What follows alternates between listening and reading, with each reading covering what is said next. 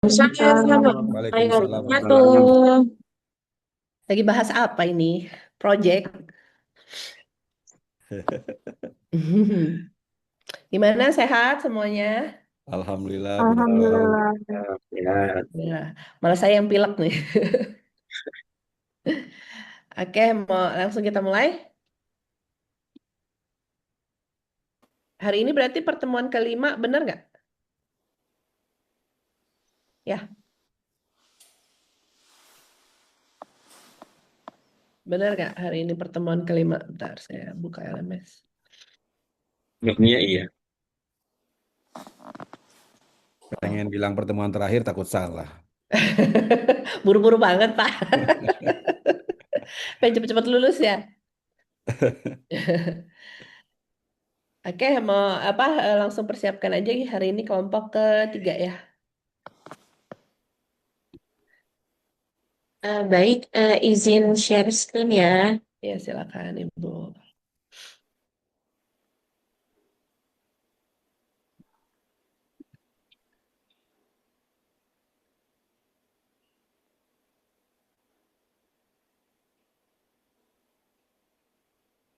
Apakah sudah terlihat? Sudah. Baik.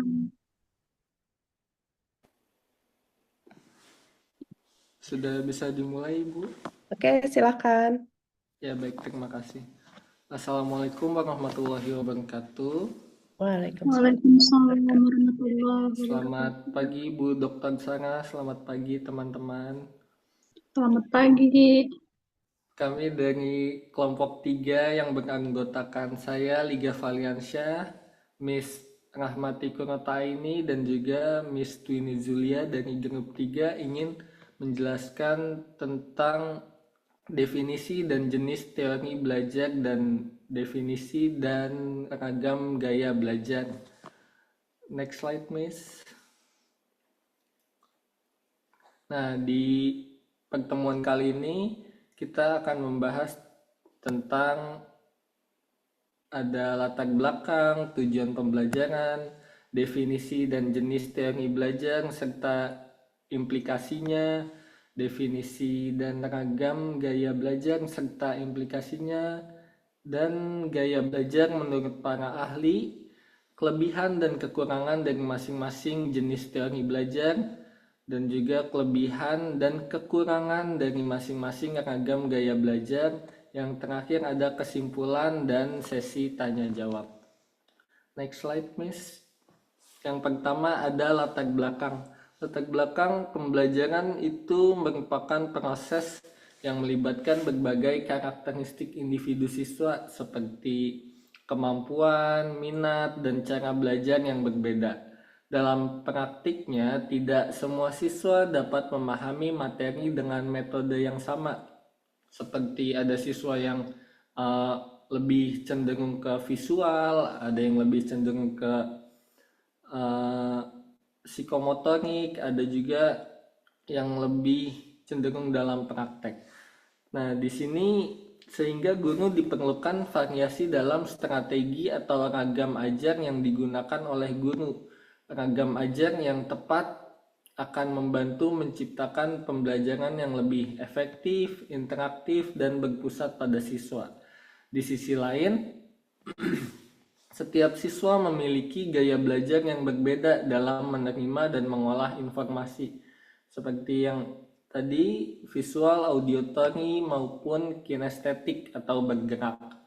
Oleh karena itu, pemahaman terhadap ragam ajar dan gaya belajar menjadi penting untuk guru agar proses pembelajaran dapat disesuaikan dengan kebutuhan siswa dan mampu meningkatkan hasil belajar secara optimal. Next slide, Miss. Nah, yang pertama kita akan membahas tujuan pembelajaran. Tujuan pembelajaran yaitu yang pertama adalah ranah kognitif. Yang kedua ada ranah afektif dan ketiga ranah psikomotor. Nah, ketiga ranah ini membantu guru kita memahami bahwa belajar itu bukan hanya soal pintar, tapi juga soal afektif, sikap, dan juga psikomotor keterampilan. Yang pertama itu ranah kognitif. Ranah kognitif itu siswa mampu memahami konsep ragam ajar dan gaya belajar. Kognitif ini berkaitan dengan kemampuan otak siswa dalam menerima dan mengolah informasi. Disinilah siswa belajar mengingat, memahami, menerapkan, menganalisis, atau juga berinovasi. Nah, contohnya yaitu saat guru menjelaskan materi, siswa mencoba memahami isi pelajaran. Setelah itu mereka bisa mengerjakan soal, memecahkan masalah, atau juga mereka bisa menjelaskan kembali dengan kata-kata mereka sendiri. Semakin tinggi tingkat kognitif siswa, semakin baik pula kemampuannya dalam berpikir kritis dan logis. Yang kedua itu ada ranah afektif, yaitu nilai sikap dan juga perasaan. Di sini ranah afektif berhubungan dengan sikap, emosi, dan nilai yang dimiliki siswa. Siswa juga perlu memiliki sikap yang baik terhadap apa yang dipelajari. Contohnya, siswa tidak hanya belajar tentang pentingnya menjaga lingkungan, tetapi juga siswa menunjukkan kepedulian dengan tidak membuang sampah sembarangan. Nah, itu sudah ada nilai sikap afektif siswa. PPT-nya kembali ke slide awal, Miss. Ya, terima kasih. Yang selanjutnya yaitu adalah ranah psikomotorik. Ranah psikomotorik ini berkaitan dengan kemampuan melakukan atau keterampilan secara langsung. Di sini siswa belajar melalui praktik seperti berolahraga, berlari, dan lain-lain. Misalnya dalam pelajaran olahraga, mereka melakukan lompat jauh, melakukan squat, melakukan permainan. Nah, dengan latihan tersebut, keterampilan tersebut akan semakin baik jika dilakukan kepada siswa yang memiliki kelebihan di ranah psikomotorik. Next slide, Miss.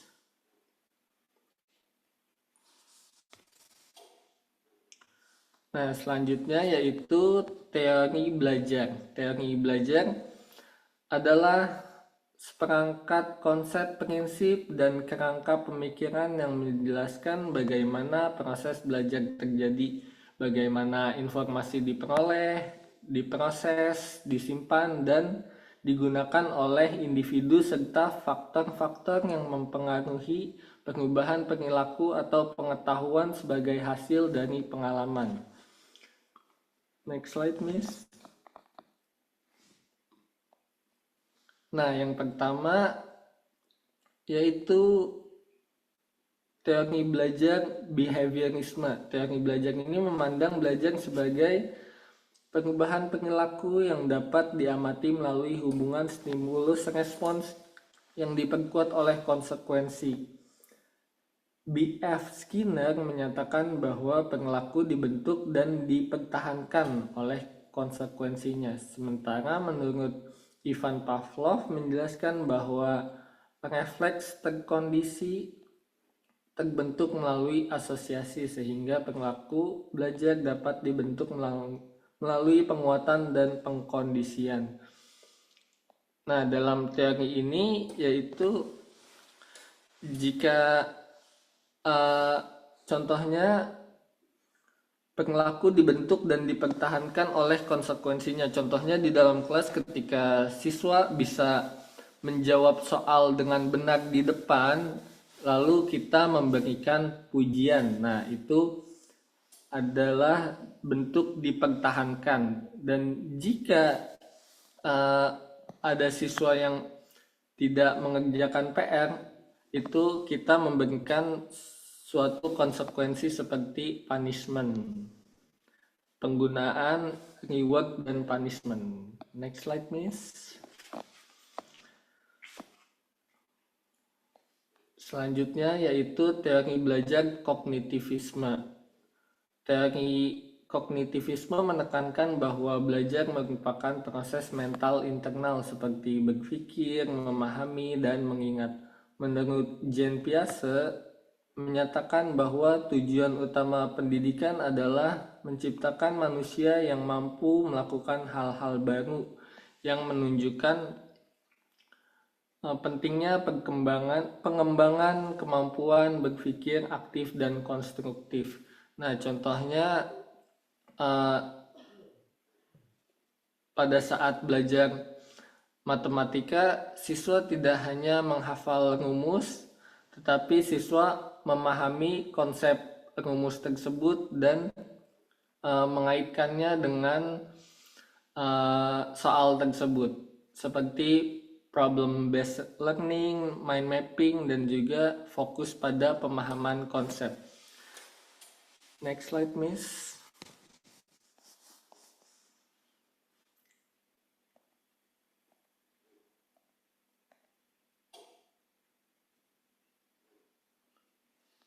Nah, selanjutnya yaitu teori belajar konstruktivisme. Teori ini memandang belajar sebagai proses aktif membangun pengetahuan melalui pengalaman dan interaksi sosial. Menurut Lev Vygotsky menyatakan bahwa apa yang dapat dilakukan anak dengan bantuan hari ini akan dapat ia lakukan sendiri di masa depan, yang menegaskan pentingnya fondasi scaffolding dalam zona perkembangan proksimal. Nah, contohnya yaitu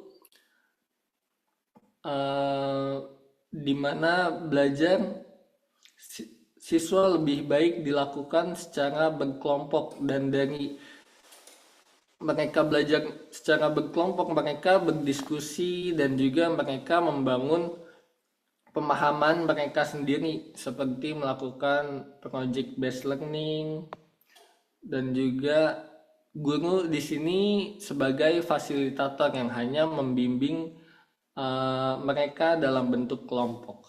Next slide, Miss. Ya, selanjutnya yaitu adalah jenis teori belajar humanistik, menekankan pengembangan potensi diri, motivasi, dan kebutuhan emosional siswa. Menurut Abraham Maslow, bahwa apa yang dapat dicapai seseorang harus ia capai. Sedangkan menurut Carl Rogers menegaskan bahwa satu-satunya orang yang terdidik adalah orang yang telah belajar bagaimana cara belajar. Nah, menurut teori ini, belajar akan lebih efektif jika kebutuhan dasar siswa terpenuhi, seperti pada saat mereka belajar, mereka tidak merasa lapar, tidak merasa kepanasan, mereka merasa aman, serta mereka merasa dihargai sesama teman. Nah, jika kebutuhan itu terpenuhi, kebutuhan dasar seseorang itu terpenuhi, siswa akan belajar secara efektif. Nah, contohnya dalam pembelajaran yang berpusat pada siswa atau student-centered learning, dan juga pembelajaran berdiferensiasi, yaitu contohnya siswa memiliki kebebasan dalam memilih topik yang ia minati. Hal ini membuat mereka memiliki motivasi dalam belajarnya. Next slide, Miss. Nah, yang terakhir ada teori belajar konektivisme. Teori ini menekankan bahwa belajar terjadi melalui jaringan informasi, khususnya dalam era digital. George Simmons menyatakan bahwa belajar adalah proses menghubungkan berbagai sumber atau simpul informasi, sehingga kemampuan mengakses dan mengelola informasi menjadi kompetensi utama. Di sini adalah teori belajar ini muncul pada saat era modern atau era digital. Teori ini menekankan bahwa belajar itu bisa didapatkan dari mana saja, contohnya seperti dari internet, eh, dan teknologi lainnya. Dalam teori ini, yang penting itu bukan hanya apa yang kita ketahui, tetapi bagaimana kita bisa menemukan informasi tersebut.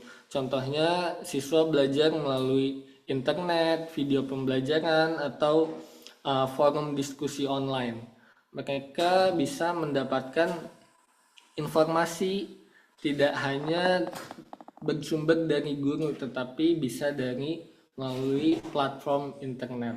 Di sini ada implikasinya, contohnya yaitu ada e-learning dan LMS, pemanfaatan teknologi dan juga AI, dan yang terakhir penguatan literasi digital. Selanjutnya akan dijelaskan oleh Miss Twini.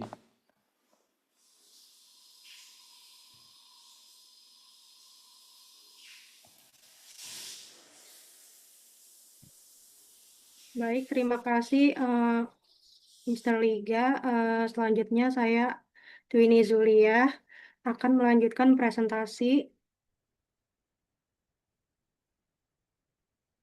yang berjudul Definisi dan Ragam Gaya Belajar.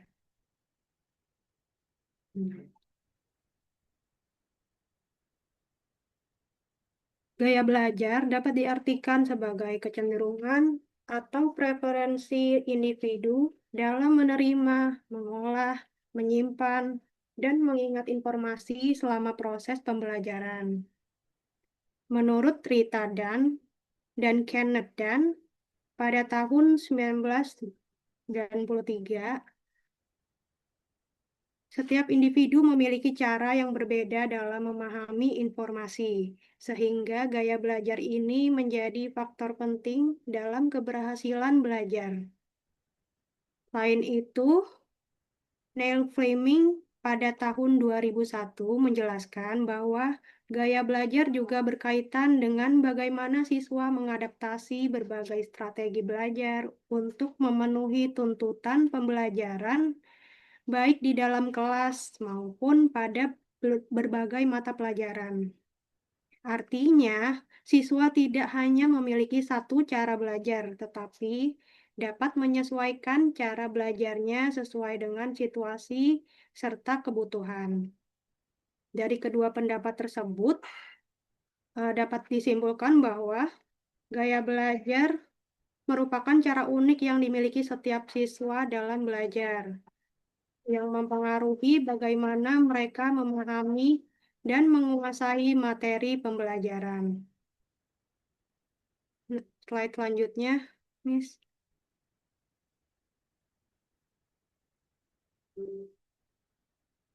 Ragam gaya belajar menurut para ahli. Yang pertama yaitu menurut David Cope pada tahun 1984. Gaya belajar dibagi menjadi 4 tipe. Yang pertama adalah diverger, yaitu individu yang cenderung kreatif dan mampu menilai, melihat sesuatu permasalahan dari berbagai sudut pandang. Yang kedua yaitu assimilator, yaitu mereka yang lebih menyukai konsep, teori, dan berpikir secara logis. Kemudian yang ketiga yaitu converger, yaitu individu yang bersifat praktis dan fokus pada pemecahan masalah. Dan yang terakhir yaitu akomodator, yaitu tipe yang aktif dan lebih mudah belajar melalui pengalaman langsung. Selanjutnya yaitu menurut Neil Fleming melalui model FARC. Gaya belajar juga dibagi menjadi 4 jenis. Yang pertama yaitu visual. Visual merupakan belajar melalui gambar, diagram, atau warna. Kedua, auditory, yaitu belajar melalui pendengaran seperti diskusi atau penjelasan guru. Lalu yang ketiga, kinestetik, yaitu belajar melalui praktik atau pengalaman langsung. Yang terakhir yaitu reading atau writing. Reading dan writing yaitu belajar melalui teks, membaca, serta menulis.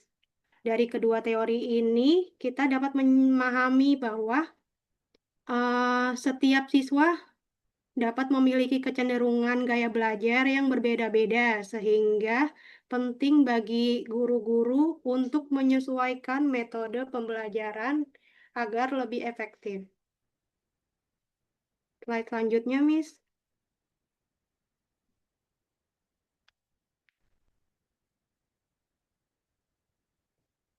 Kemudian kita akan membahas implikasi ragam gaya belajar menurut David Cope, khususnya pada tipe diverger dan assimilator.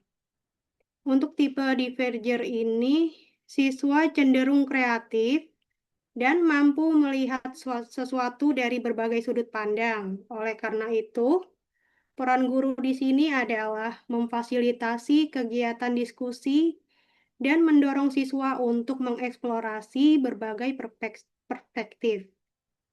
Misalnya dalam pembelajaran bahasa Inggris, guru dapat meminta siswa mendiskusikan berbagai cara memperkenalkan diri dalam situasi yang berbeda, seperti di lingkungan formal maupun lingkungan informal.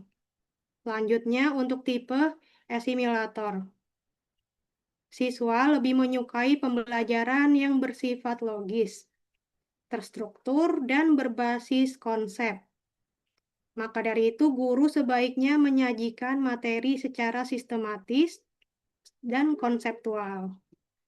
Contohnya yaitu guru dapat menjelaskan rumus serta fungsi tenses dengan menggunakan diagram atau tabel agar lebih mudah dipahami secara logis oleh siswa. Dengan memahami implikasi ini, guru juga dapat menyesuaikan strategi pembelajaran agar sesuai dengan kebutuhan gaya belajar para siswa. Slide selanjutnya.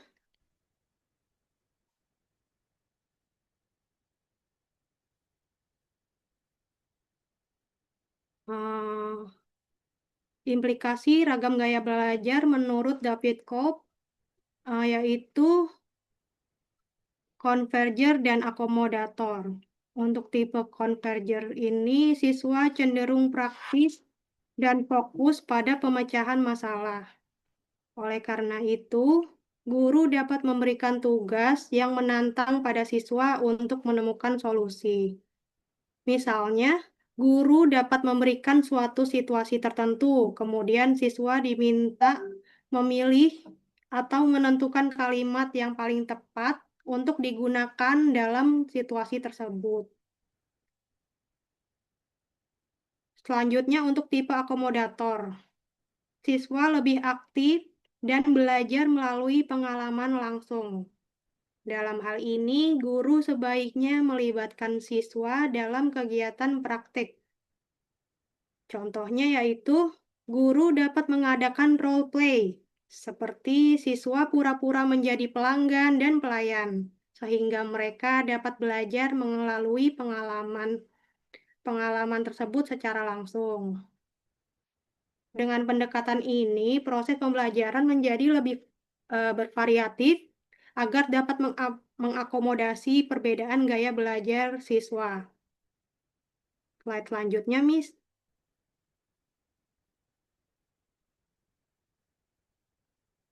Implikasi ragam gaya belajar menurut Fleming berdasarkan gaya belajar FAK.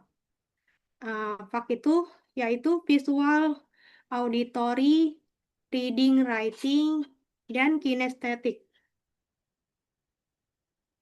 Untuk tipe visual, siswa lebih mudah memahami materi melalui tampilan visual seperti gambar, diagram, atau video. Oleh karena itu, guru perlu menggunakan media visual dalam proses pembelajaran. Misalnya saat menjelaskan materi tentang daily activities. Guru dapat menampilkan gambar atau videonya agar siswa lebih mudah memahami serta mengingat materi yang diberikan.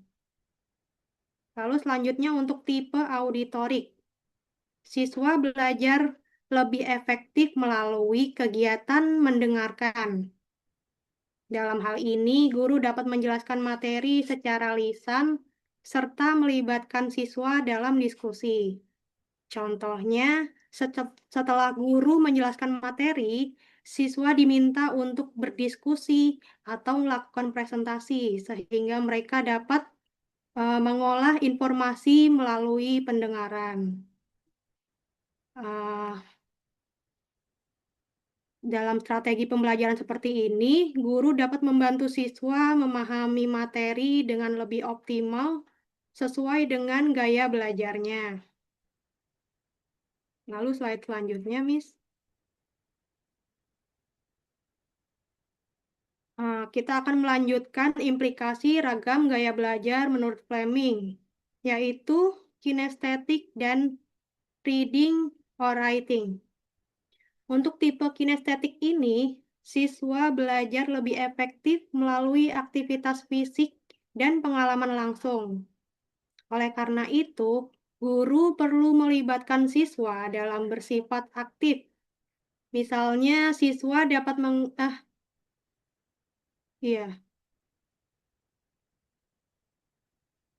tunggu sebentar.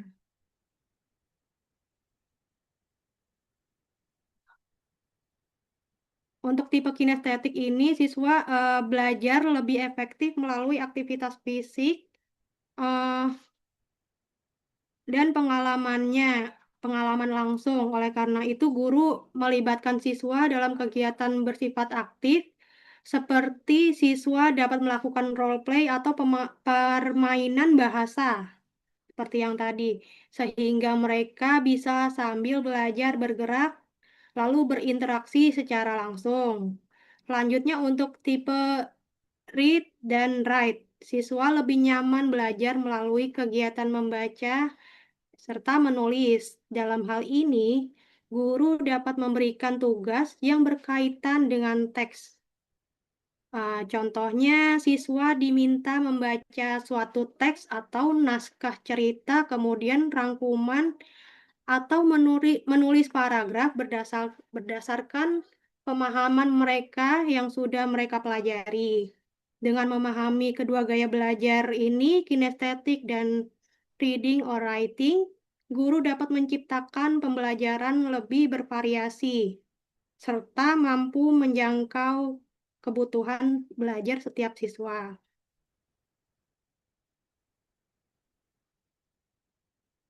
Baik, slide selanjutnya.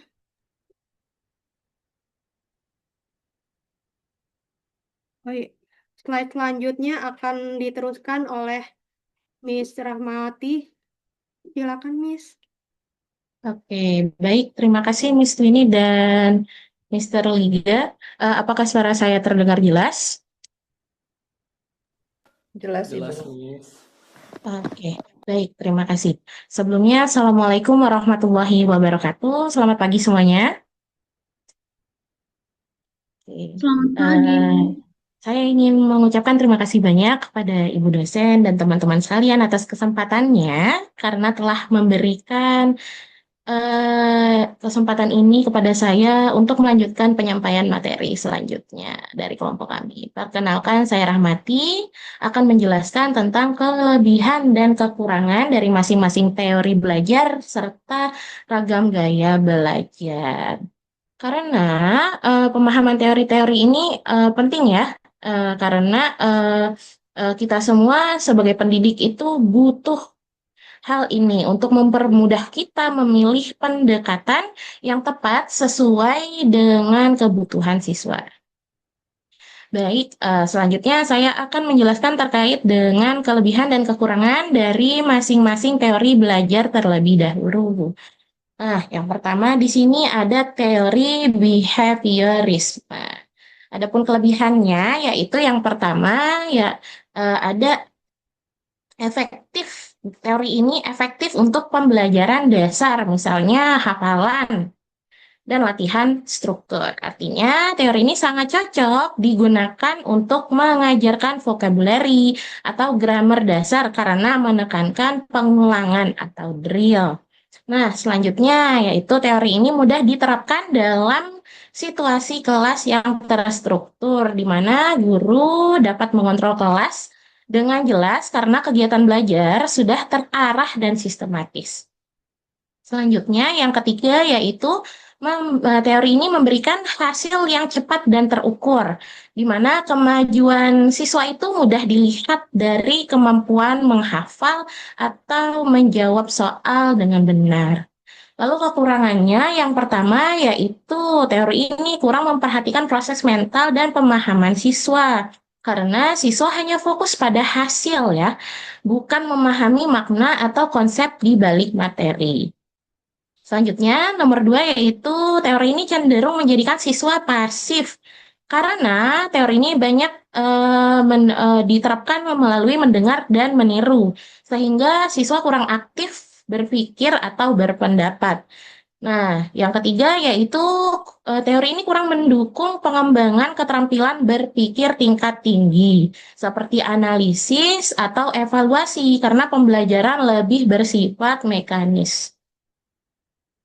Selanjutnya yaitu ada kelebihan dan kekurangan dari teori konstruktivisme. Adapun kelebihannya yang pertama yaitu teori ini relevan dengan pembelajaran di era digital, di mana siswa bisa belajar dari berbagai sumber seperti internet dan media digital. Lalu yang kedua, teori ini mendorong kemandirian dalam mencari dan mengelola informasi, yang mana siswa dapat aktif mencari pengetahuan sendiri, bukan hanya menerima dari guru. Lalu yang ketiga yaitu teori ini fleksibel, yang mana siswa bisa belajar kapan saja dan di mana saja. Proses belajarnya itu tidak terbatas di kelas saja. Lalu kekurangannya yang pertama yaitu teori ini bergantung pada akses teknologi dan internet. Jadi jika sekolah memiliki fasilitas yang terbatas, pembelajaran bisa terhambat. Lalu yang kedua, resiko informasi tidak valid jika tidak disaring. Apalagi ini siswa-siswa kita belum bisa memilah dan memilih ya, kebanyakannya. Jadi siswa ini perlu mampu untuk memilih sumber yang terpercaya. Gimana caranya? Kita harus mengajarkan mereka mencari informasi yang benar, lalu menyertakan citation-nya atau referensi dari mana mereka mendapatkan informasi tersebut. Sehingga kita bisa memvalidasi mereka apakah informasi ini valid atau tidak. Lalu yang ketiga itu membutuhkan kemampuan literasi digital yang belum tentu dimiliki semua siswa. Karena tidak semua siswa memiliki gadget ya. Jadi tidak semua siswa juga mampu menggunakan teknologi secara efektif. Lalu yang ketiga ada teori kognitivisme.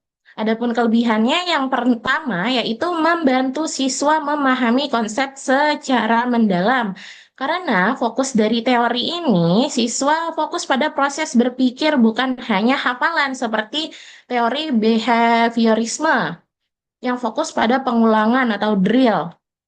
Nah, yang kedua yaitu kelebihannya mengembangkan kemampuan berpikir logis dan sistematis, di mana siswa dilatih untuk memahami hubungan antar konsep. Lalu yang ketiga itu relevan untuk pembelajaran berbasis pemahaman. Nah, teori ini cocok untuk materi yang membutuhkan analisis seperti reading comprehension. Lalu kekurangannya yang pertama yaitu teori ini kurang memperhatikan interaksi sosial dalam belajar karena fokusnya lebih pada individu siswa daripada kerja kelompok. Lalu yang kedua yaitu kekurangannya teori ini bersifat relatif abstrak bagi sebagian siswa karena konsepnya kadang sulit dipahami tanpa contoh konkret. Lalu yang ketiga, membutuhkan strategi pengajaran yang tepat agar mudah dipahami karena guru ini dituntut harus kreatif agar materi tidak terlalu sulit untuk dipahami siswa. Selanjutnya ada teori konstruktivisme. Kelebihannya yang pertama yaitu teori ini mendorong keaktifan dan partisipasi siswa karena siswa terlibat langsung dalam proses belajar. Lalu yang kedua yaitu mengembangkan kemampuan berpikir kritis dan pemecahan masalah, di mana siswa dilatih untuk mencari solusi dari suatu permasalahan. Lalu yang ketiga, teori ini konstekstual dan relevan dalam kehidupan nyata karena materinya dikaitkan dengan pengalaman sehari-hari siswa. Adapun kekurangannya, yang pertama, dalam penerapannya, teori ini membutuhkan waktu yang lebih lama dalam proses pembelajaran karena siswa harus melalui proses eksplorasi dan diskusi. Lalu yang kedua yaitu menuntut kesiapan dan kreativitas guru karena guru harus mampu merancang pembelajaran yang menarik. Lalu yang ketiga, teori ini dinilai kurang efektif jika dirancang dengan kurang baik karena jika rancangan pembelajarannya kurang baik, tujuan pembelajaran pun bisa tidak tercapai. Lalu yang terakhir ada teori humanistik. Nah, kelebihannya itu yang pertama meningkatkan motivasi dan kepercayaan diri siswa, di mana dengan motivasi dan kepercayaan diri ini, dengan guru memberikan motivasi, siswa bisa merasa lebih dihargai dan lebih percaya diri dalam belajar bahasa Inggris, terutama saat pembelajaran speaking. Karena bahasa Inggris bukan bahasa ibu kita ya, jadi banyak dari siswa-siswa kita yang masih kurang percaya diri, maka teori ini bisa kita terapkan. Karena teori ini memiliki kelebihan meningkatkan motivasi dan kepercayaan diri siswa. Lalu yang kedua yaitu menciptakan suasana belajar yang positif dan suportif. Dengan terciptanya suasana belajar yang positif dan suportif, lingkungan belajar menjadi nyaman dan tidak menekan. Lalu yang ketiga yaitu mendukung pendekatan student-centered learning, di mana pembelajaran ini berpusat pada kebutuhan dan potensi siswa. Lalu kekurangannya apa? Yang pertama itu, satu,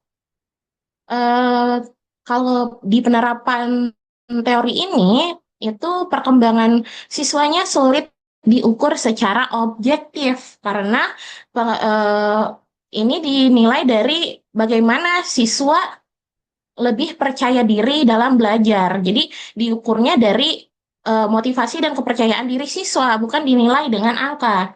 Maka jadi lebih sulit untuk diukur. Lalu yang kedua yaitu kurang memberikan struktur pembelajaran yang jelas. Yang ketiga yaitu berpotensi kurang terarah jika tidak terkontrol. Jadi siswa bisa kehilangan fokus jika tidak ada bimbingan yang cukup. Nah, selanjutnya saya akan menjelaskan terkait kelebihan dan kekurangan jenis seragam gaya belajar dari David Kolb. Yang pertama ada Diverger. Nah, Diverger ini adalah gaya belajar yang menekankan kemampuan melihat sesuatu dari berbagai sudut pandang. Adapun kelebihannya yang pertama, dengan menerapkan gaya belajar ini, siswa mampu melihat permasalahan dari berbagai sudut pandang atau perspektif. Artinya, siswa dapat memahami suatu topik dari berbagai sudut pandang sehingga lebih terbuka terhadap ide-ide baru. Lalu yang kedua yaitu memiliki memiliki tingkat kreativitas yang tinggi karena fokusnya ini selain menekankan kemampuan melihat sesuatu dari berbagai sudut pandang, gaya belajar ini juga mengandalkan imajinasi. Sehingga dengan menggunakan gaya ini, siswa dapat memiliki tingkat kreativitas yang tinggi. Siswa dapat menghasilkan ide-ide kreatif, terutama dalam kegiatan diskusi atau tugas berbasis proyek. Adapun kekurangannya, dalam penerapan ini, gaya ini cenderung membuat siswa kurang fokus pada solusi praktis karena gaya belajar ini dapat membuat siswa terlalu banyak mempertimbangkan ide sehingga sulit menentukan tindakan nyata. Lalu, kekurangannya yang kedua yaitu gaya ini membuat pengambilan keputusan siswa relatif lambat karena siswa membutuhkan waktu lebih lama untuk mempertimbangkan banyak kemungkinan. Nah, yang kedua ada gaya belajar asimilator. Nah, gaya asimilator ini gaya belajar yang fokus pada pemahaman konsep dan analisis teori. Adapun kelebihannya yaitu memiliki kemampuan analisis. Dengan penerapan ini, siswa dapat memiliki kemampuan analisis dan pemahaman konsep yang kuat karena siswa dapat memahami materi teori bahasa Inggris dengan lebih mendalam. Lalu dengan menerapkan gaya belajar ini juga dapat membantu siswa berpikir logis dan sistematis, di mana siswa mampu menyusun,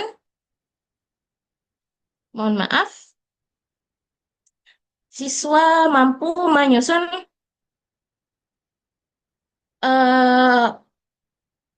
informasi secara terstruktur, misalnya dalam memahami grammar, karena grammar kan butuh rumus-rumus ya, sehingga gaya ini dapat diterapkan untuk membantu mereka lebih memahami gimana sih penggunaan tenses yang benar itu.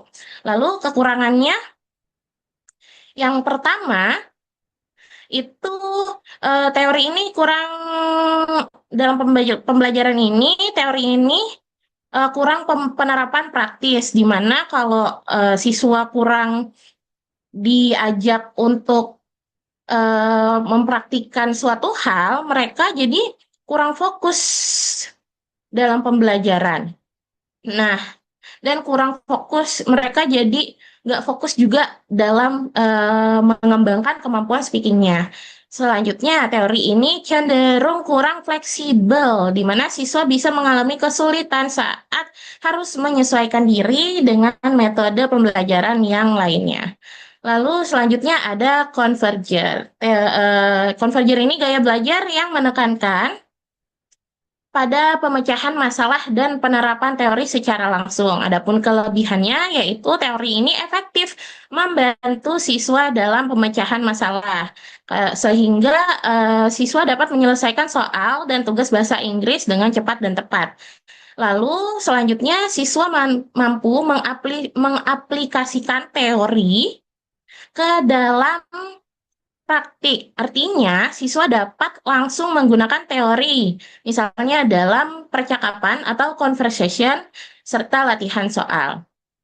Nah, yang terakhir, kekurangannya, maaf, belum kekurangannya. Nah, kekurangannya, satu, dengan penerapan teori ini kurang memperhatikan aspek sosial, karena penerapan ini membuat siswa lebih fokus pada hasil daripada kerjasama. Lalu, dengan menerapkan gaya belajar ini, siswa cenderung membuat siswa berpikir satu arah, sehingga siswa kurang terbuka terhadap pendapat lainnya. Lalu, yang terakhir itu ada akomodator. Nah, gaya belajar ini mengutamakan pengalaman langsung dan belajar melalui praktik. Adapun kelebihannya, yang pertama yaitu aktif dan adaptif dalam situasi baru. Yang mana gaya ini mempermudah siswa menyesuaikan diri dalam berbagai metode pembelajaran bahasa Inggris. Lalu yang kedua yaitu dengan menggunakan gaya belajar ini, belajar dapat lebih efektif melalui pengalaman langsung karena siswa dapat lebih cepat memahami materi melalui praktik seperti melakukan praktek role play dan percakapan. Adapun kekurangannya yaitu penerapan gaya belajar ini kurang membantu siswa melakukan analisis mendalam. Siswa cenderung langsung mencoba tanpa memahami teori secara mendetail. Dan yang kedua, teori ini menggunakan pendekatan trial dan error, sehingga siswa belajar dari kesalahan. Nah, ini membuat proses pembelajaran menjadi lebih lama. Selanjutnya ada kelebihan dan kekurangan dari jenis ragam gaya belajar Fleming atau VARK. VARK itu apa? V-nya itu visual, A-nya itu auditorik, lalu R-nya itu read or write, K-nya untuk kinestetik. Nah, seperti yang sudah Miss Twini jelaskan sebelumnya, gaya belajar visual itu gaya belajar yang mengandalkan penglihatan. Nah, maka kelebihannya apa? Ya, mempermudah pemahaman melalui representasi visual atau dengan gaya visual. Jadi, siswa dapat memahami materi melalui gambar, diagram, atau video. Lalu, kelebihan kedua yaitu mendukung daya ingat jangka panjang. Nah, untuk siswa-siswa yang tipenya visual banget, yang harus belajar melihat visual, nah ini tuh membantu mereka lebih mudah mengingat informasi karena disajikan secara visual. Lalu kekurangannya apa? Kekurangannya kurang efektif jika hanya menggunakan verbal, karena siswa juga membutuhkan bantuan visual, bukan hanya penjelasan lisan. Jadi kalau misalnya ada penjelasan visual tanpa penjelasan verbal, itu juga kurang efektif. Maka kita membutuhkan dua gaya belajar tersebut, sehingga pembelajaran bisa efektif. Lalu, tidak semua materi dapat divisualisasikan. Jadi beberapa materi bahasa Inggris itu sulit dijelaskan dengan gambar. Jadi gaya belajar ini rasanya kurang tepat gitu untuk diterapkan. Lalu selanjutnya ada audiotorik. Nah, audiotorik ini gaya belajar yang mengandalkan pendengaran. Adapun kelebihannya, satu, efektif membantu siswa dalam memahami informasi melalui penjelasan melalui penjelasan lisan. Dengan gaya ini, siswa dapat memahami materi melalui penjelasan guru atau diskusi, ataupun dengan mendengarkan record, ya, apalagi dalam pembelajaran listening. Lalu selanjutnya yaitu mendukung komunikasi dan diskusi. Jadi siswa menjadi lebih aktif berbicara dan mendengarkan dalam bahasa Inggris. Lalu kekurangannya apa sih? Kekurangannya jika kalau lingkungan sekolahnya berisik, membuat proses pembelajaran itu rentan terganggu suara. Jadi membuat siswa mudah kehilangan fokus. Lalu yang kedua, gaya belajar ini kurang optimal untuk pembelajaran mandiri. Selanjutnya ada kinestetik, yaitu gaya belajar yang mengutamakan gerakan atau aktivitas fisik. Adapun kelebihannya itu meningkatkan keterlibatan siswa melalui aktivitas langsung. Nah, dengan gaya ini, siswa lebih aktif dalam pembelajaran melalui praktik. Lalu, yang kedua, mempermudah pemahaman siswa melalui pengalaman, karena siswa dapat memahami materi melalui kegiatan seperti permainan, role play, atau simulasi. Selanjutnya, kekurangannya yaitu siswa membutuhkan waktu dan fasilitas lebih. Jadi apabila waktunya terbatas, fasilitasnya pun terbatas, pembelajaran menjadi kurang efisien. Nah, selanjutnya yang kedua, gaya ini kurang sesuai untuk materi teoritis karena siswa bisa kesulitan memahami konsep tanpa praktik.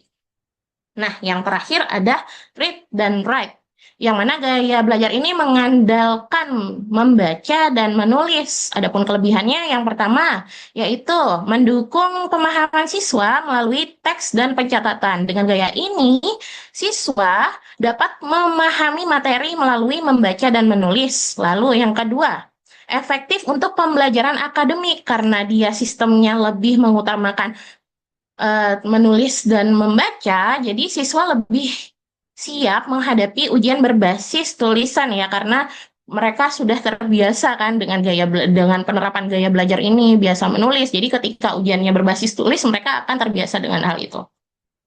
Lalu kurangnya apa? Kekurangannya yaitu satu, cenderung kurang interaktif karena pembelajarannya kurang melibatkan aktivitas langsung, karena lebih fokus menulis dan membaca ya. Lalu kedua, berpotensi menimbulkan kejenuhan. Nah, ini siswa ini cepat merasa bosan jika hanya membaca, menulis, apalagi merangkum. Nah, ini banyak terjadi nih di Indonesia ini, dan sering saya perhatikan di sekolah gitu. Ada guru yang masuk, Assalamualaikum, buka LKS, buka halaman ini, rangkum, baca, tulis. Nah, akhirnya bukan merangkum membaca, malah tidur. Jadi ini jatuhnya kurang efektif. Oke, Alhamdulillah, akhirnya kesimpulan. Nah, sebagai kesimpulan, teori belajar dalam psikologi pendidikan menunjukkan bahwa belajar melibatkan perilaku, pemahaman, dan pengalaman. Sedangkan gaya belajar menekankan perbedaan bagaimana sih cara belajar siswa itu. Oleh karena itu, dengan mengombinasi berbagai pendekatan ini, diharapkan pembelajaran dapat menjadi lebih efektif dan sesuai dengan kebutuhan siswa. Saya kira cukup. Saya kembalikan kepada Liga. Terima kasih. Baik, terima kasih Miss Emma dan juga Miss Twini atas presentasinya. Selanjutnya kami dari kelompok 3 membuka sesi tanya jawab. Jika dari teman-teman, ibu, bapak ada yang ingin bertanya, boleh chat di kolom komen atau bisa juga angkat tangannya. Terima kasih.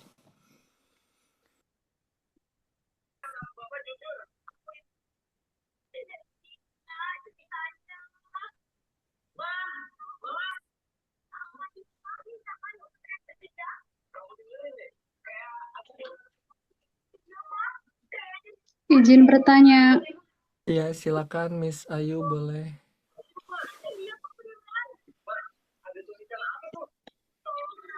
apakah Pertanyaannya, konsep Miss gaya Ayu. belajar, apakah konsep gaya belajar itu benar-benar meningkatkan hasil belajar atau hanya sekedar mempermudah strategi mengajar guru?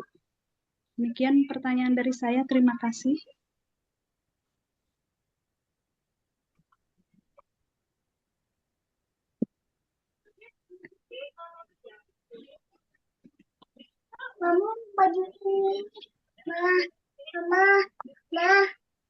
Baik, terima kasih pertanyaannya Miss Ayu.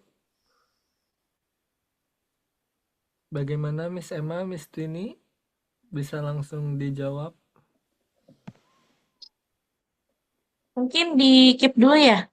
Lanjut Di keep karena dulu. sudah banyak yang mengangkat tangan. Baik. Selanjutnya Miss Sofi dulu atau Pak Hanif dulu? Boleh, Saya silakan. boleh Pak. Boleh, Miss. Baik, terima kasih. Paling enggak, saya izin bertanya terkait dengan ragam gaya belajar ya. Tentunya seiring dengan pesatnya perkembangan teknologi dan juga perubahan dalam dunia pendidikan, cara belajar peserta didik juga ini mengalami transformasi gitu. Pertanyaannya adalah, dalam era digital ini, apakah konsep gaya belajar masih relevan atau perlu diredefinisi? Gitu.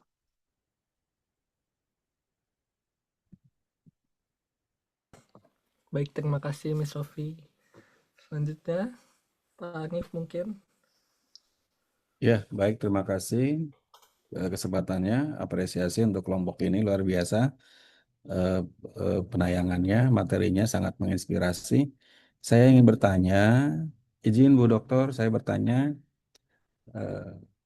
simpel saja pertanyaan saya. Jika hasil belajar siswa itu rendah, apakah ini menunjukkan kegagalan teori belajar, strategi guru, atau faktor lain? Izin dijelaskan. Terima kasih.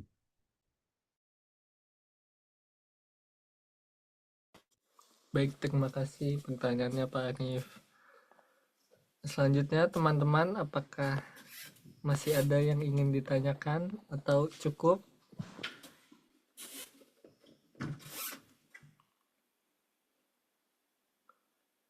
Mungkin hanya 3 ya pertanyaannya. Boleh dijawab dulu mungkin Miss Emma atau Miss Twini? Oke. Izin menjawab pertanyaan dari Miss Ayu ya. Miss Ayu, maaf, izin konfirmasi pertanyaannya itu apakah konsep gaya belajar benar-benar meningkatkan hasil belajar atau hanya sekedar mempermudah strategi mengajar guru? Benar atau tidak, Miss Ayu? Atau ada yang kurang pertanyaannya? Betul, Miss. Seperti itu, Miss. Terima kasih. Oke, izin menjawab. Jika kurang, mohon tambahannya. Jadi, menurut saya, gaya belajar itu lebih berfungsi sebagai alat untuk membantu guru memvariasikan metode pembelajaran, bukan sebagai faktor utama yang menentukan hasil belajar. Karena pada kenyataannya, keberhasilan belajar itu lebih dipengaruhi oleh kesesuaian metode dengan materi dan tujuan pembelajarannya.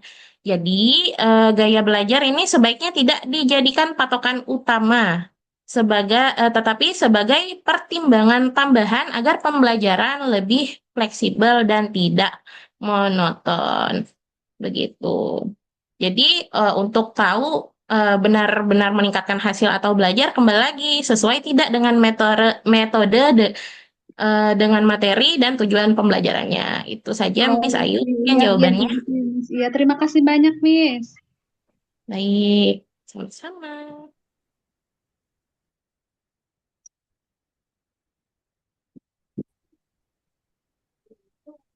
Kemudian untuk pertanyaan Miss Sophie ya, saya izin mau coba menjawab. Untuk pertanyaannya tadi, dalam era digital, apakah konsep gaya belajar masih relevan atau perlu diredefinisi? Begitu ya, Miss Sophie? Iya, Miss. Nah, ya, untuk jawabannya masih relevan, tetapi tidak bisa digunakan secara kaku. Di era digital saat ini, siswa belajar dari berbagai sumber sekaligus eh, seperti video, teks, dan interaksi online. Yaitu artinya mereka tidak lagi hanya menggunakan satu gaya belajar, tetapi dapat dikombinasi.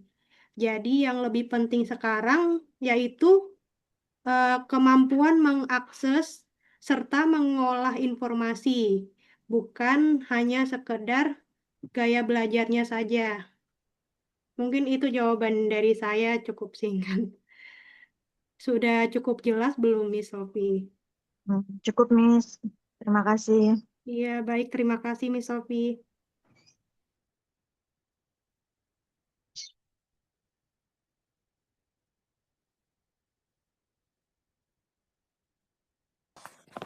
Baik, selanjutnya ada pertanyaan dari Pak Arif. Tadi pertanyaannya, jika hasil belajar siswa rendah, apakah itu menunjukkan kegagalan teori belajar, strategi guru, atau ada faktor lain? Izin menjawab, Pak Arif. Jika hasil belajar siswa itu rendah, kita tidak bisa menganggap sebagai kegagalan satu faktor aja, apakah itu teori belajar, strategi guru, melainkan itu hasil dari berbagai aspek yang saling terkait. Contohnya dalam belajar bahasa Inggris, misalkan rendahnya nilai itu bisa disebabkan oleh ketidaksesuaian antara teori, strategi, dan juga karakteristik siswa. Bisa juga yang berpengaruh itu lingkungan belajar. Misalnya guru menggunakan pendekatan grammar, padahal siswa membutuhkan kemampuan komunikasi interaktif di dunia nyata. Nah, akibatnya siswa mungkin mampu mengerjakan soal grammar, tetapi siswa tidak bisa berinteraksi menggunakan bahasa Inggris di dalam kehidupan nyata. Nah, itu banyak tuh yang terjadi. Contohnya di sekolah mereka bisa mengerjakan soal, tetapi ketika ingin berinteraksi dengan orang lain menggunakan bahasa Inggris itu mereka sering freezing, sering berdiam diri aja, bingung mau ngomong apa, karena mereka di sekolahnya hanya terfokuskan belajar. Nah, jika ingin mencapai kemampuan speaking yang baik, kita harus memberikan tugas-tugas seperti role play, seperti tentang percakapan sehari-hari, menanyakan jalan atau menanyakan kegiatan sehari-hari. Nah, seperti itu jika ingin mencapai kemampuan berbicara bahasa Inggris yang baik.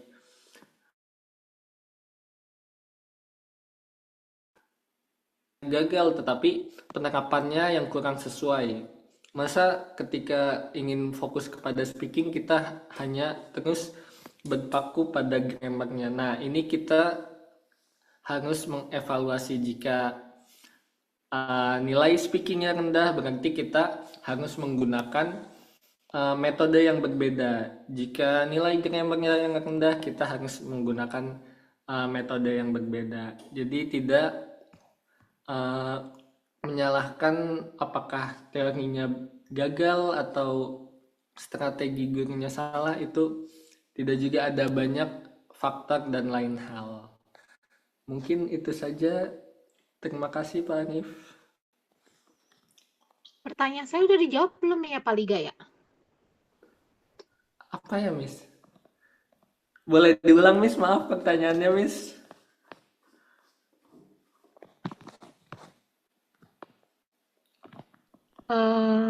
Tadi sepertinya belum menyampaikan pertanyaan Miss Mary, tapi nggak apa-apa kalau mau ini kirim pertanyaan.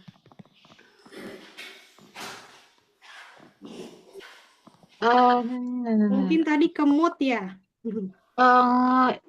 Enggak, saya habis dari huru hara dari toilet. Oh iya, silakan Miss Mary. Lanjutkan, Boleh, Miss. Ya, maaf ya, habis huru hara gue. Boleh, Nomor ini tentang konsep belajar kan ya? Ya sih, kalau pendidikan kan, gue jadi oneng begini. Oke, saya ada pertanyaan. Apakah mungkin satu teori belajar diterapkan secara efektif untuk semua mata pelajaran dan semua siswa? Itu satu. Kedua, mengapa? Sudah itu saja.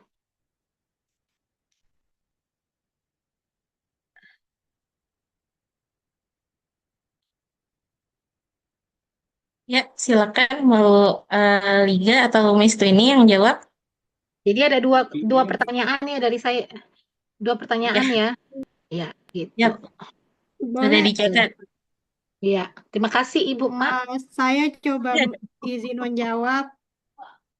Tapi nanti kalau misalnya salah boleh ditambahkan oleh Dokter Sarah mungkin. Mohon maaf. Tadi pertanyaannya mohon izin dulu ya Miss Florence. Iya. Iya, pertanyaannya apakah mungkin satu teori belajar diterapkan secara efektif untuk semua mata pelajaran? Jadi satu teori itu bisa nggak efektif untuk semua mata pelajaran dan untuk semua siswa? Itu satu. Kedua, mengapa gitu? Begitu. Iya.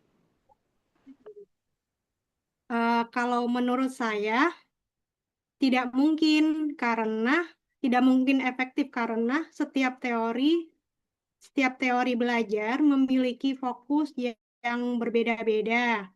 Ada teori yang lebih cocok untuk membentuk kebiasaan, ada juga yang untuk memahami suatu konsep, dan ada yang untuk mengembangkan berpikir kritis. Jadi guru-guru justru perlu untuk mengombinasikan beberapa teori tersebut agar pembelajaran bisa menyesuaikan dengan kebutuhan siswa serta karakter dari materi tersebut.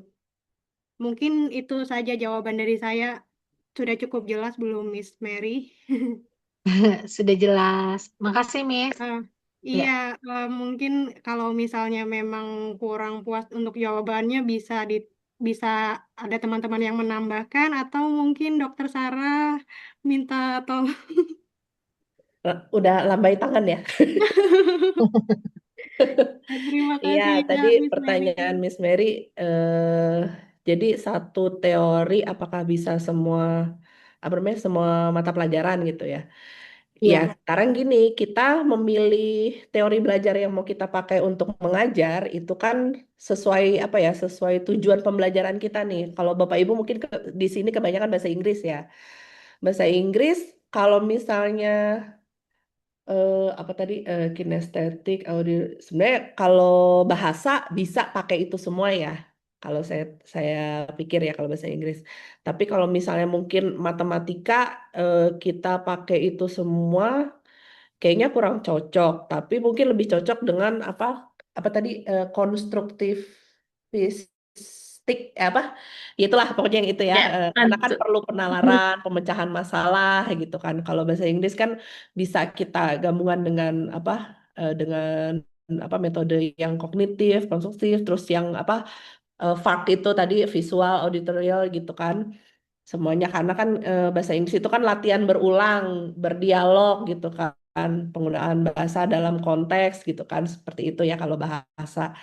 Nah, kadang ya untuk di matematika itu nggak bisa dipakai, tapi di bahasa Inggris bisa dipakai. Jadi kita memilih teori belajar yang mana kita pakai, tergantung kita tujuannya apa dan memang pembelajarannya apa gitu. Nggak bisa kita kita samaratakan gitu. Kita mau ngajarin eh, eh, apa kita pakainya yang mana gitu kan. Kalau di sini ada yang ngajar les di IF nggak? Nggak ada ya. Waktu itu ada mahasiswa saya Aku dia aku miss dulu. oh dulu ya kan Heeh. di IF tuh lengkap sekali ya ininya apa Banget, namanya banget. kan fasilitasnya makanya dia kan mahal banget gitu kan Iya. les di situ kan. Tapi fasilitasnya tuh lengkap banget gitu membuat maksudnya si siswanya itu tidak bosan gitu dan dia fokus akhirnya memperhatikan pembelajaran karena dia banyak metode gitu kan yang dia pakai gitu dan anak pun jadi cepet gitu Iya. kita bandingkan misalnya dulu saya waktu sekolah malah lesnya di LIA itu kan nggak ada tuh video-video ya video ada sih tapi kurang atraktif kurang interaktif gitu loh jadi ya saya begitu-begitu aja bahasa Inggrisnya gitu kan kayaknya nggak dibuat jadi apa kebiasaan juga nah seperti itu kalau kalau di IF kan maksudnya banyak juga apa namanya gurunya yang dari luar gitu kan terus Ya, kita betul. banget Hmm. anak kecil pun seneng gitu kan apa namanya Iya, betul. ya kan? Nah, seperti itu. Jadi kita ya Contoh. harus milih metode yang sesuai gitu. Kalau misalnya, boleh nggak kalau kita pakai konstruktivisme itu dalam bahasa Inggris? Kalau misalnya pas mungkin pembahasannya tentang apa dan cocok, bisa dipakai gitu. Jadi kita jangan jangan main comot, sekarang saya mau audio visual gitu. Pokoknya siswa mendengarkan saya aja gitu kan. Saya ngomong apa lah kalau belajarnya anak kelas 1 eh, kita cuman gaya ceramah doang gitu kan kita ngomong doang mereka suruh dengerin apakah mereka paham gitu kan enggak tapi mungkin kalau untuk kelas yang udah besar gitu bisa udah paham tapi kan sekarang udah ini ya dibilangnya kan yang apa sistem merdeka ini kurikulum merdeka ini kan harus lebih si siswanya yang bergerak atau bukan imajinasi apa namanya ya pokoknya pemikirannya tuh lebih dikeluarkan gitu kan lebih mereka yang aktif gitu kita guru atau dosen sebagai fasilitator gitu. Baik, terima kasih Dokter Sarah atas penjelasannya. Sama tadi apa ya mau menanggapi yang tadi tadi yang pertama apakah konsep gaya belajar itu benar-benar meningkatkan prestasi belajar atau hanya untuk meringankan guru ya kan tadi kelompok jawabannya kan ya utamanya untuk bukan meringankan ya, tapi lebih ke ya ini alternatif-alternatif cara mengajar ya kan supaya yaitu tujuannya itu dapat gitu kan. Kita pakai yang mana nih dan supaya juga tidak bosan juga kan si siswanya gitu. Cuman cuman kalau zaman dulu mungkin cuman dengerin aja gurunya ngomong gitu yang ngantuk gitu kan. Sekarang kan juga apalagi gen alfa ya lebih kritis kan pemikirannya gitu kan. Oh, Jadi baru ngomong kita satu kalimat sudah dijawab. betul. Halogen alfa. Bener. Dan kadang-kadang kita kalau penjelasannya mungkin misalnya mau ngebahas tentang apa ya, tentang planet gitu kan, tidak kita dengan visualkan gitu kan, mereka pasti, hah, kayak gimana itu gitu, pasti gitu. Anak zaman sekarang begitu. Kalau kita dulu ya paling kan dari textbook ya, dari buku kita ngelihat gambarnya doang. Tapi kan gambar bukan video atau apa gitu kan. Ya kita disuruh paham gitu kan kalau dulu. Ya kalau sekarang banyak pertanyaan mereka itu pasti kalau cuma ngelihat gambar. Oh ini gimana? Kok ini lebih besar? Kok yang ini apa? Oh panjang. Itu kalau kita ngajarin kelas 1 sampai 2 masih begitu. Kalau kelas 6 mungkin dia masih bisa paham dengan dia cari yang lain atau mungkin dia megang handphone dia langsung googling atau langsung tanya AI bisa gitu kan. Anak kelas 1 2 belum gitu kan. Terus jadi tapi benar-benar meningkatkan prestasi belajar nggak kalau misalnya gaya gaya ngajar kita akhirnya apa interaktif dan membuat mereka fokus jadi bisa belajar akan meningkatkan tapi kan ada faktor-faktor lain kan yang akan menyebabkan dengan tadi ya pertanyaan Pak Arif ya. Jadi kalau kalau hasil belajarnya rendah, apakah guru guru itu gagal gitu kan? Ya enggak, banyak faktor lain, mungkin ada lingkungan. Kita udah bener. Apalagi kalau misalnya ya, kalau misalnya satu guru itu, satu kelas itu misalnya si siswanya nilainya jelek semua. Nah, bisa dibilang gagal nggak?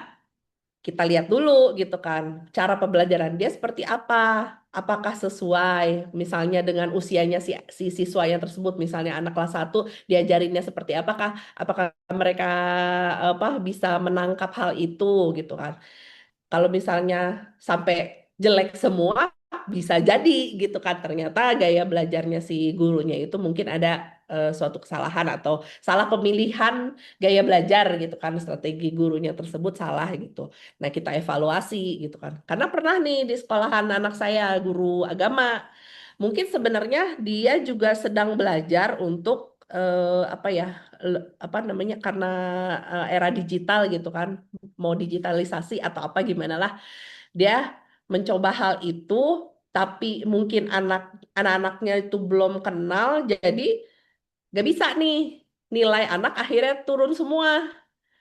Nah, karena hal itu apa namanya ya pada protes lah mungkin kan. Kok bisa sih kita satu kelas anak kita kok jelek semua gitu berarti kan ini salah gurunya ya kalau orang awam langsung ngomong gitu ya tapi kalau misalnya baik kan kita ngomong apa emang kita tanya dulu lah pelajarannya seperti apa gini gini gini gini oh mungkin nggak bisa.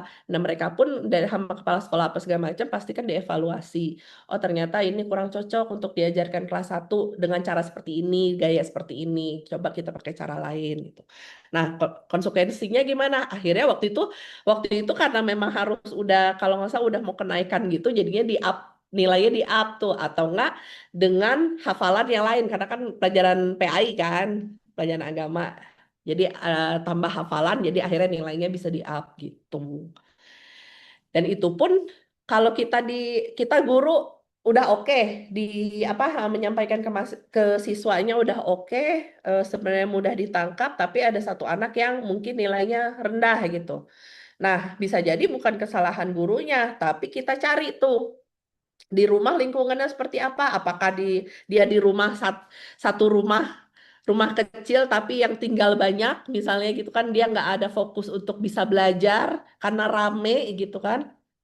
Belum lagi tetangga-tetangga pada dempet yang rame juga gitu dia nggak bisa belajar nggak bisa fokus atau mungkin selalu apa tidak didisiplinkan sama orang tuanya untuk ayo belajar misalnya gitu udah main-main aja tuh anak gitu karena apa di deretan rumahnya banyak anak kecil jadi diajak main-main terus gitu tidak ada orang tua mengingatkan untuk belajar bisa juga ada kesalahannya di situ jadi kita nggak bisa langsung bilang kalau hasil belajar rendah menunjukkan kegagalan pada guru nggak bisa tergantung juga kita lihat dulu kan ya dievaluasi dulu gimana. Terus pertanyaan Bu Sofi, dalam era digital ini apakah gaya belajar tersebut masih relevan? Kalau menurut saya tetap relevan, cuman caranya aja kita seperti apa. Mungkin kalau zaman dulu visual ya cuman gambar doang, cuman mungkin poster atau apa ditempel gitu kan, atau dulu zaman saya belajar biologi tengkoraknya doang gitu kan. Nah, sekarang kan bisa dengan video ditampilkan, lebih real gitu kan. Seperti itu. Jadi tetap relevan hal itu, cuman mungkin ditambah sekarang seperti apa gitu menjadi lebih memudahkan untuk siswa mengerti dan guru juga memudahkan guru untuk mengajarnya gitu. Jadi sebenarnya si teori pembelajaran ini mau sampai kapanpun tetap relevan, cuman caranya aja ada yang penambahan-penambahan lah gitu. Kalau dulu belum ada video, sekarang udah ada video. Mungkin nanti 10 tahun lagi udah ada apa lagi? Udah ada apa namanya? Untuk kayak prakteknya langsung gitu, mungkin mereka bisa gerak-gerak kayak di film-film. Mungkin bisa seperti itu. Kalau saya ngeliat film apa ya? Pokoknya yang teknologinya oke banget kayaknya itu tahun 2000 berapa gitu kan. Ini banget gitu ya. Wow, keren banget ya itu untuk pembelajaran oke banget sih. Maksudnya kayak kayak sekarang aja ada apa namanya? Kayak prototype tapi kita bisa kayak bisa menyentuhnya gitu kan terus nanti terjadi apa gitu. Ada tuh sekarang apa metode bukan metode apa namanya? Kayak prototipenya gitu bisa seperti itu gitu. Ya mungkin nanti tahun berapa itu akan ke seluruh Indonesia ada, ya amin gitu ya, semoga gitu kan. Tapi di luar negeri kayaknya udah banyak seperti itu. Kayak misal kedokteran, kuliah kedokteran, mengoperasi gitu kan, ya memang kita harus apa namanya jam terbang ya pastinya gitu kan. Yang awal-awal mau jadi dokter itu kan pasti mengoperasi juga pasti ada groginya, ada kesalahan, ada apanya, ada trial errornya. Meminimalisir hal tersebut ke manusia langsung gitu mungkin ada prototipenya. Kalau misalnya salah menggoresnya nanti jadi pendarahan kayak gitu-gitu kan apa ada prototipenya gitu. Di luar negeri sih udah mulai. Di kita belum tahu ya. Semoga. Kalau di luar sudah pakai VR, kita masih proyektor, Bu. Betul. Betul banget. Oke, mungkin ada lagi yang mau dibahas? Terus Bu Rahmati mau keluar gitu. Ya, Jangan pendanaan keluar, panas boleh. di luar. Enggak, di luar panas. Iya, benar lagi. Keluar mana ini? Ya, Ibu, mohon maaf, kami kelompok 3 izin menutup ya, menutup presentasi. Udah mau jam Mungkin 10:30 juga ya. iya, sekian dari kelompok kami. Jika ada kekurangan, mohon dimaafkan ya. Lalu terima kasih Ibu Dr. Sarah atas penjelasannya yang Masya Allah sangat membantu sekali. Sekian, kami izin tutup. Assalamualaikum warahmatullahi wabarakatuh. Waalaikumsalam warahmatullahi Waalaikumsalam wabarakatuh. warahmatullahi wabarakatuh. Minggu lalu itu masuk semua nggak? Masuk semua, Bu. Masuk semua. Oke, hari ini juga masuk semua. Kita ada 19 Iya, orang betul. kan? 20 sama saya. Iya. Oke, Iya. nggak usah di satu-satu berarti. Oke, ini sebenarnya masuk semua nih, cuman pas pertemuan pertama nih, cuma 8 orang, kita sepi sekali. Semoga nanti pas luring akhir pertemuan kita rame ya. Iya. Oke, Insya siap, Allah. Mel. Oke, kalau gitu. Belum tahu ya minggu depan itu diliburkan apa gimana ya? Belum ada ini ya. Biasanya Tanggal yang merah nggak sih, Mel? Ada tanggal merah, tanggal Ada satunya. Biasanya orang. soalnya misalnya Jumatnya libur tuh diliburin kan. Iya, biasanya Sabtu Minggunya ikutan libur. Iya, ya udah kita tunggu Emang ada ya. tanggal merah ya? Ada tanggal 1 kan Jumat hari tanggal buruh merah. ya. Oh, Iya, hari betul, buruh. Mel. Oh Mm-mm. iya. Oke, Siap-siap kalau nih gitu Jakarta, Bu. apa? Jakarta demo. Demo. Iya, buruh. Itu kan seperti Oh, biasa. biasanya tanggal mau 1. masak, Mel. Kenapa? Mau masak. Kagak, gue mau ikut demo. Oh, mau ikut demo. Kagak, Jangan Bu. rusuh ya, Bu Mary. Rusuhnya di belakang Oh, aja gitu. saya emang ngeburu ini aja, ngeburu tukang cilok. Oh, jajan. Sambil nontonin ya. Sambil nontonin, ayo, siapa yang menang, ayo gitu. Jangan jadi provokatornya ya. Iya. Tapi potongannya provokator sih, Bu. Oke deh, kalau gitu terima kasih. Hari ini alhamdulillah kita berkumpul semuanya komplit. Terus, oh iya mohon maaf kemarin ya ada acara jadinya. Saya dengerin sih, saya dengerin cuman pas mau ngomong ini kan rame banget gitu. Aduh kayaknya nggak mungkin saya ngomong nih ya udah. Tapi alhamdulillah berjalan dengan baik.